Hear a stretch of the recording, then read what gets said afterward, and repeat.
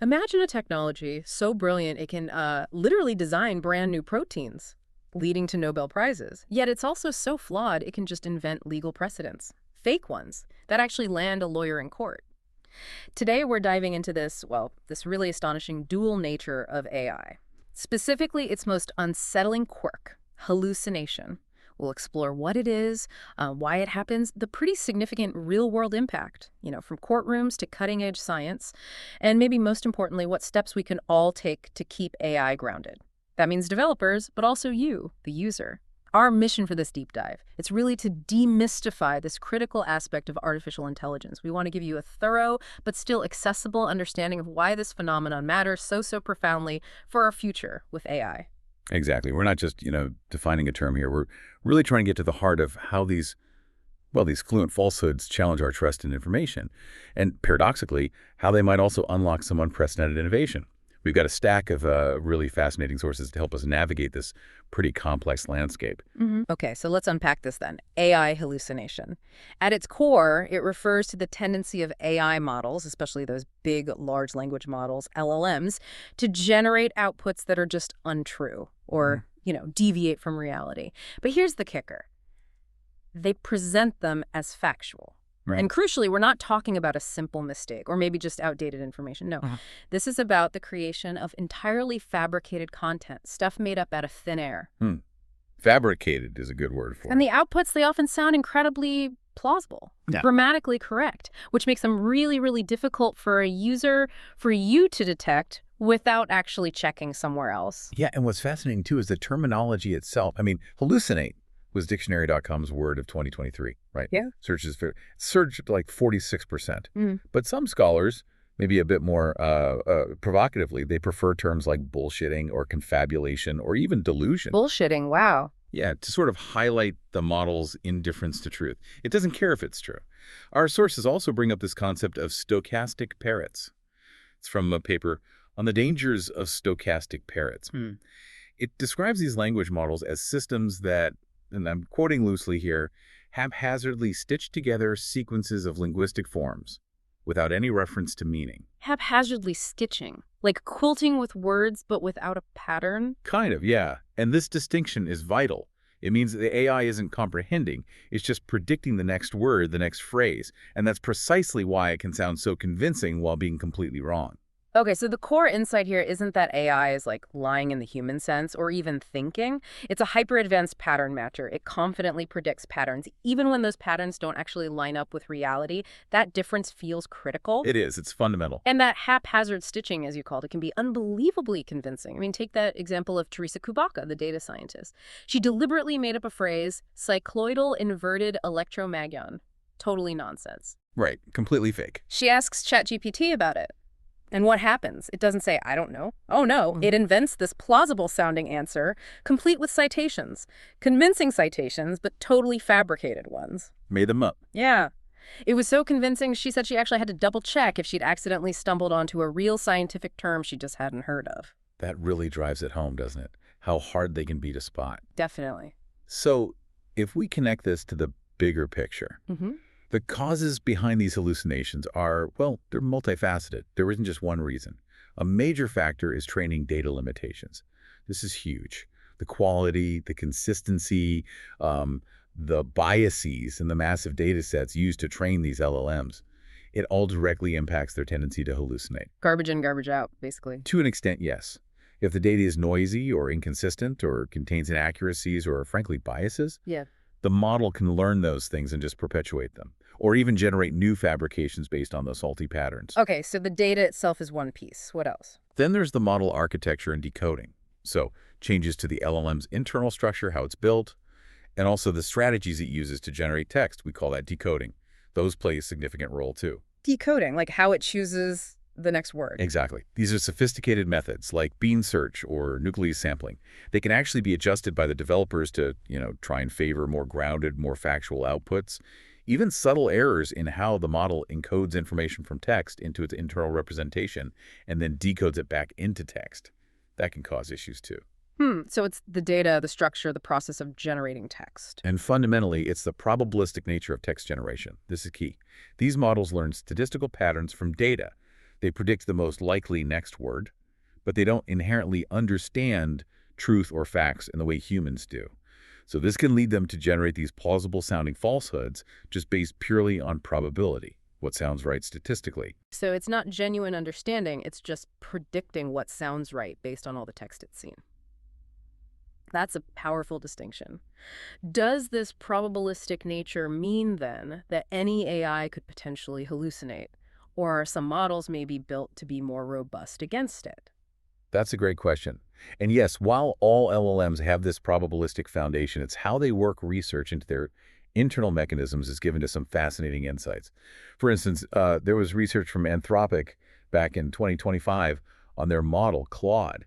They actually identified specific internal circuits, like little pathways inside the model, that usually cause the LLM to say, I don't know, or decline questions it doesn't have solid information on. Ah, like an internal don't guess switch. Sort of. And they found that hallucinations often happened when this inhibition mechanism failed.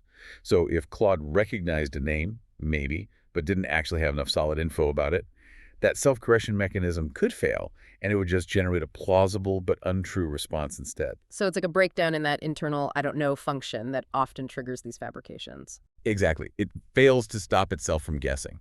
That makes me think of an analogy. Imagine like a brilliant actor, someone who can perfectly deliver lines, mimic emotions, sound incredibly convincing on stage, but they don't actually understand the play's plot deeply or their character's true motivations. Their knowledge is purely superficial, right? It's a performance based on pattern and fluency, not genuine comprehension. That's a really good analogy. And it feels like that's what makes the impact of AI errors so much more insidious. Because we as humans, we're just so predisposed to interpret convincing language as truth, aren't we? Absolutely. You've hit on a crucial point. Our human tendency to impute meaning where there is none, as the early AI pioneer Joseph Weizenbaum put it. That's precisely what these fluent falsehoods exploit. We're essentially wired to hear language and assume coherent meaning and intent behind it, even when the AI completely lacks it. The AI outputs a string of words that sounds right, statistically speaking. And our brains automatically fill in the gaps, assuming understanding, assuming truth. And that makes these hallucinations so incredibly dangerous. Okay, so let's talk about that danger. Where does it get particularly stark? The real-world impact when AI gets it wrong.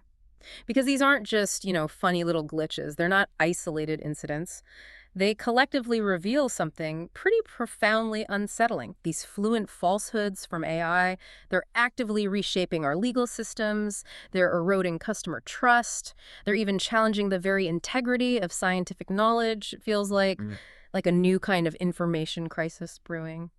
That's a strong way to put it, but yeah, the impacts are serious. Take legal cases, for example. There was this lawyer, Stephen Schwartz. He submitted a brief to a federal court. It included 6 fake case precedents, completely made up. Generated by ChatGPT, right? Generated by ChatGPT, yeah. He ended up with a $5,000 fine. The judge literally characterized some of the citations as gibberish.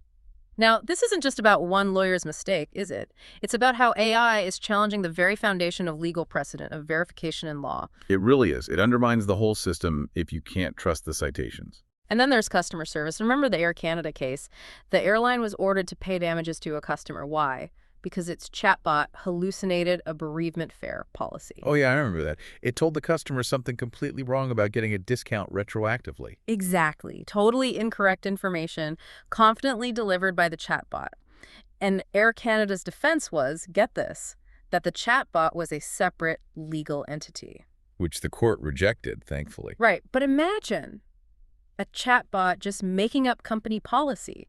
Yeah. That erodes customer trust incredibly quickly. No kidding. But maybe the most concerning area is the impact on academic and medical research. We've seen studies now showing that when AI generates references for papers, a significant chunk are just wrong or non-existent. Yeah, the numbers are pretty alarming. One study found out of 178 references cited by GPT-3 in its sample, nearly 40% had incorrect or totally non-existent digital object identifiers, those unique IDs for papers. The DOIs, yeah. Critical for verification. Or they just couldn't be located at all. Another study showed almost half of ChatGPT's references were fabricated, made up. And for the other half, it cited real references but pulled out the wrong information from them. That's deeply problematic for the integrity of research. It really is. And what's genuinely unsettling is how difficult these fabricated articles or references are to detect. Plagiarism detectors. They scored them 100% original because they're original fabrications. AI-generated text detectors, only about 66% accurate in one study. And human researchers trying to spot them, only 68% accurate. Wow. So even experts have trouble. Yeah, it poses a huge risk to academic integrity. And think about the workload for librarians who now have to potentially verify every single AI-generated reference. It's a massive new burden. And it's not just text, right? We're seeing multimodal hallucinations too. Sora, the text-to-video AI from OpenAI, it generated a video showing the Glenfinnan Viaduct, the Harry Potter bridge. It showed it with 2 railway tracks. The real viaduct only has 1. A clear visual hallucination. And people probably remember when Google's Gemini depicted racially diverse Nazi soldiers. Yeah, that caused a huge stir. Google had to pause image generation involving people. Exactly. It just highlights that these risks aren't confined to text. They cross different AI modalities. It genuinely makes you start to question every fact or image you see online, doesn't it? Where did it really come from? It really does inject a new level of uncertainty. And the fundamental issue, going back to what we said earlier, is that these systems don't have a human-like grasp of truth or fact. They are incredibly sophisticated pattern-matching engines. That's it.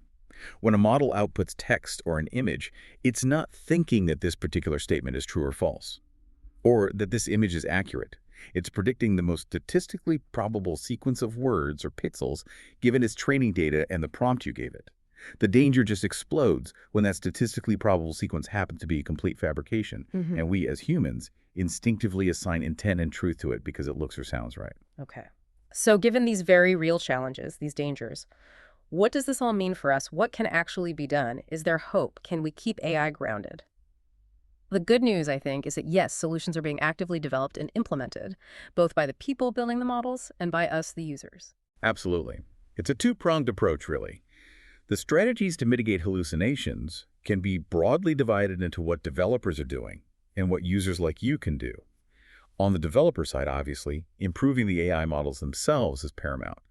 A big part of this is training data quality, just like we discussed the problems with data.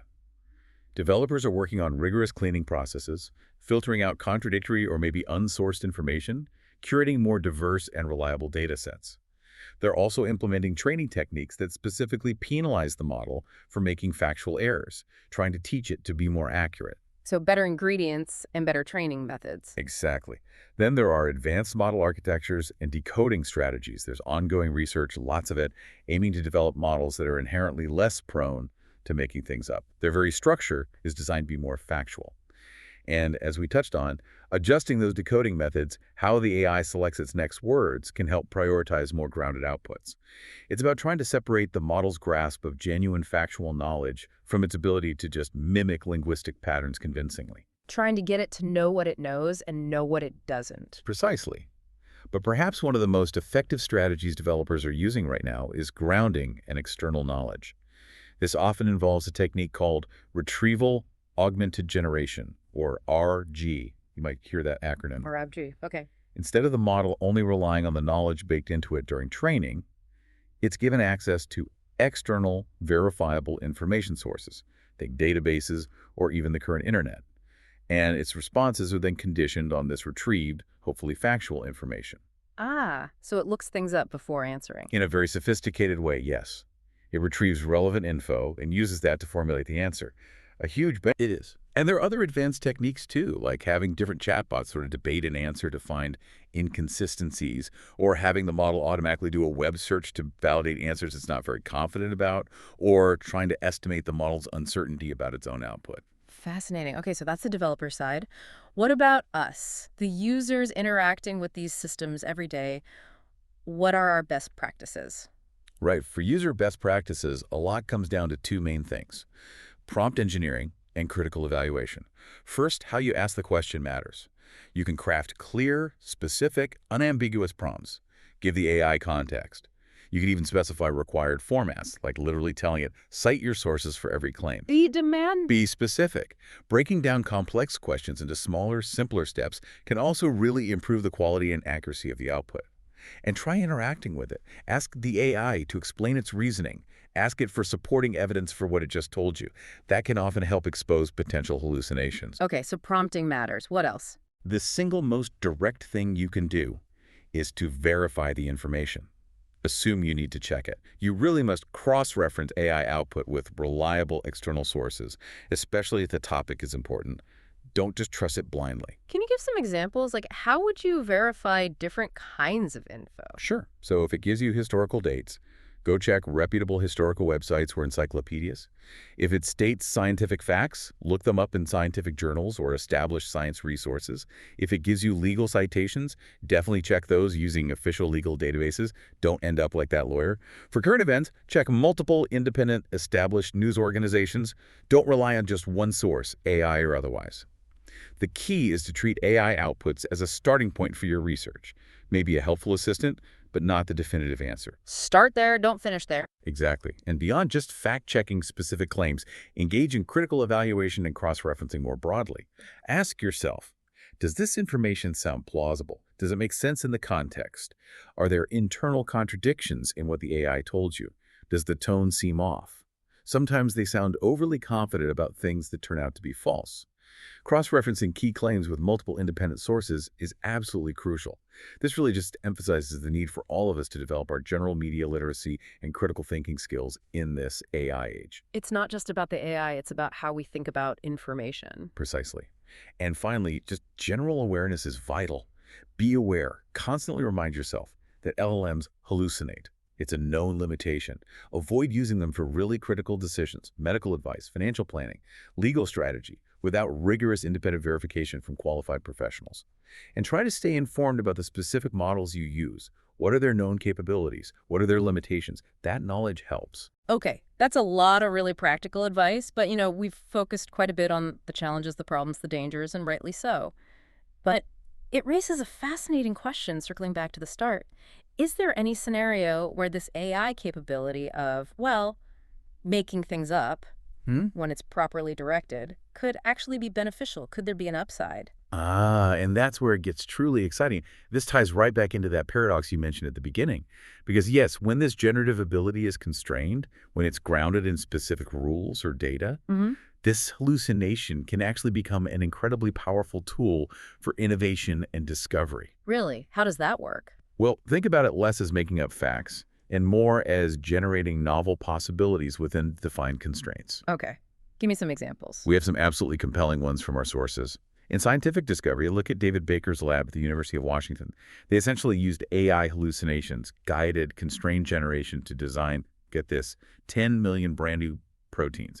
Proteins that simply do not exist in nature. 10 million new proteins, designed by AI. Designed by AI. This groundbreaking work, using AI to explore protein possibilities, has already led to around 100 patents. It's spun out over 20 biotech companies. And this is the very work that contributed to David Baker receiving the 2024 Nobel Prize in Chemistry. Wow. So AI making things up literally contributed to a Nobel Prize. That's incredible. It really is. And it's not just proteins. In medical innovation, researchers at Caltech use similar AI hallucination techniques. They use it to design a completely novel geometry for a medical catheter. This new design features tiny, sawtooth-like spikes, and it significantly reduces bacterial contamination, a huge global health issue causing millions of infections. So the AI dreamt up a better catheter design. It generated possibilities based on physical principles, and they found one that worked incredibly well. It's also being used in meteorology. AI generates thousands of slightly different forecast variations, hallucinated weather scenarios, if you will. Analyzing these helps meteorologists identify key factors that could lead to extreme weather events much earlier. Exploring the what-ifs. Exactly. And at Memorial Sloan Kettering Cancer Center, they're using AI to enhance blurry medical images. essentially hallucinating the missing details based on patterns learned from clear images. At the University of Texas at Austin, they're using it to improve robot navigation systems, letting the AI imagine possible paths and obstacles. Okay, I see the pattern, but what's the key difference here? Why is this kind of hallucination good while the chatbot making up legal cases is bad? The critical distinction, and it's fundamental, is that these beneficial applications of AI hallucinations are grounded in physical reality and scientific facts. They operate within known constraints, the laws of physics, the principles of biology or chemistry, and crucially, the outputs, these novel proteins or catheter designs, are then rigorously tested and validated through established scientific methodology in labs and simulations in real-world trials. So it's not the AI just confidently asserting something false, it's generating ideas that then get checked. Precisely. This isn't the AI confidently making up a fake legal precedent and presenting it as truth. It's the AI generating novel hypotheses or solutions within a defined problem space, which scientists and engineers then rigorously test in the real world. And this process can accelerate discovery dramatically. Problems that might have taken years to solve can potentially be cracked in days or even minutes by exploring possibilities much faster than humans ever could alone. It's transforming how we approach complex problems. So we've really come full circle then, haven't we, on this dual nature of AI hallucination. On the one hand, it's a really significant challenge. It demands our vigilance, robust technical solutions, better user awareness. But on the other hand, it's also this potentially incredibly powerful, innovative tool, but only when it's harnessed correctly, when it's constrained and validated. It really underscores the profound responsibility we all share in shaping how these incredibly powerful technologies evolve and are used. Absolutely. And it really highlights the crucial role for you, the listener, in all of this. Developing your critical thinking skills, committing to continuous learning about AI. These are absolutely essential skills for navigating the world we're moving into. As the researcher Melanie Mitchell often emphasizes, our mission really should be to demystify AI, to separate the actual facts from the fiction and the hype. It's about empowering ourselves as thinking humans to understand what's really going on beyond the headlines. Okay, so here's a final thought to leave you with, something to mull over. Given AI's growing ability to, on one side, dream up entirely new proteins that contribute to a Nobel Prize, and at the exact same time, generate completely fabricated legal precedents that cause real harm, how will we, as thinking humans, continue to draw the line? How will we distinguish between genuine, verifiable innovations spurred by AI and those convincing yet utterly manufactured facts that AI can produce with equal fluency? Especially as AI becomes ever more integrated into, well, every aspect of our lives, it really feels like it calls for a constant, ongoing reevaluation of what we consider truth in the age of AI.